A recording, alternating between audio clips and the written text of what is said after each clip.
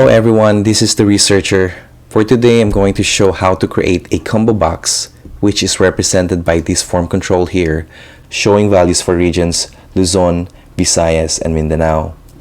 And the other one that I want to create is what we call a thermometer graph to show a comparison between two different time periods. So in this case here, the current year, which is represented by the dark bar, and the previous year, which is represented by the orange bar. So to create a year-over-year chart by region, there are 3 steps that you want to create. So first one is to redesign your original data source here into current year and previous year for the same data points. Instead of Luzon, Visayas, and Mindanao, you will have to replace that by the current year and previous year. And I will show you that. So right now, you're showing Luzon, and you're showing these values for Luzon, the current year and also the previous year. So 1,021,684 is this one, and the previous year is 1,915,657. So if I change that to Visayas, your chart is going to change into this one. And your year-over-year values also have changed as well. So that is actually the first step. The second step that you will need to do is to create your for control, which is the combo box, and I will show you that in a bit. After creating the combo box, you will need to create your year-over-year chart, which is this one here. So now let's move on to the demo tab, and I will show you how to create that. So in here, I have the original table, which shows the values for Luzon, the values for Visayas, and also the values for Mindanao.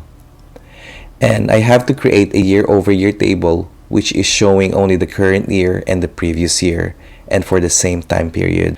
So in how to do that is, and the first thing that you will have to do is to create this field here. It's a position which you will use later on when you already start creating your combo box.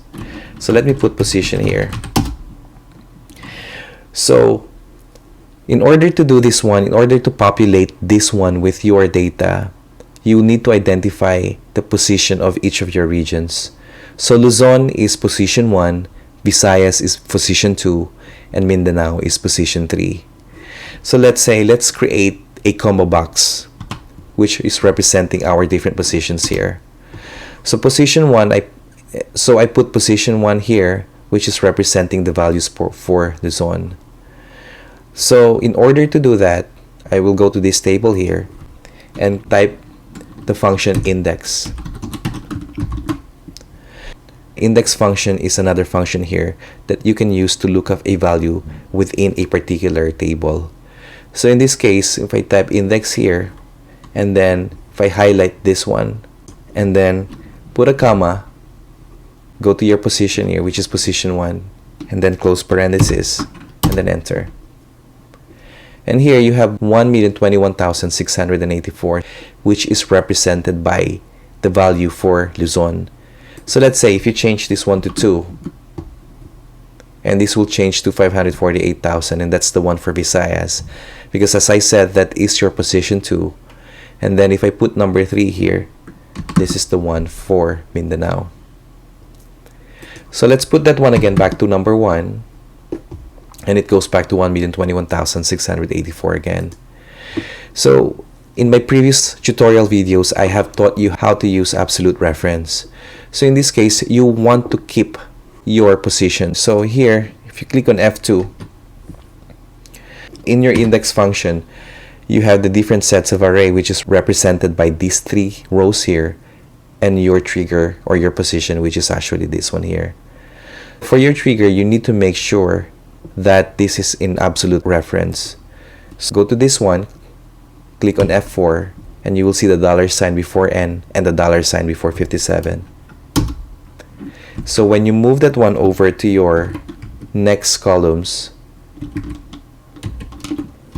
and you will see that the values have changed, showing the different values here. And that is actually for the current year. And for the previous year, and if you're looking at 2018, and then point to this one here and enter. So in that case, if you're looking at Luzon later on, the value for Luzon, the current year is 1,021,684, versus the previous year of 1,915,658. And then just copy this one over to the next two columns. And you'll notice here I left this one blank because there's no comparison between 2015 and 2014. So let's say if I change this one to 2, and everything has changed by just pointing on to the second position here, which is Visayas, showing the different values for the different years, for current year and also for the previous year. So the next step is to create a combo box. So in order to do that, just go to Developer tab and click on Insert. And then here you have the different form controls here. So you have one for button, you have one for combo box, and then you have one for the other ones as well. So in here you will just choose combo box here and just drag it down over here. If you don't see a Developer tab in your Excel, just click on File and then click on Options.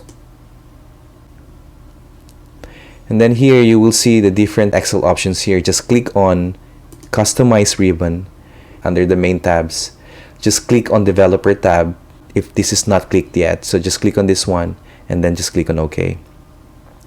Now if you go back to your combo box, just right click on this one here, go to your format control, and then for the input range, what you need to do is you have to input your data source here. So in this case, your input range is this one from Luzon down to Mindanao.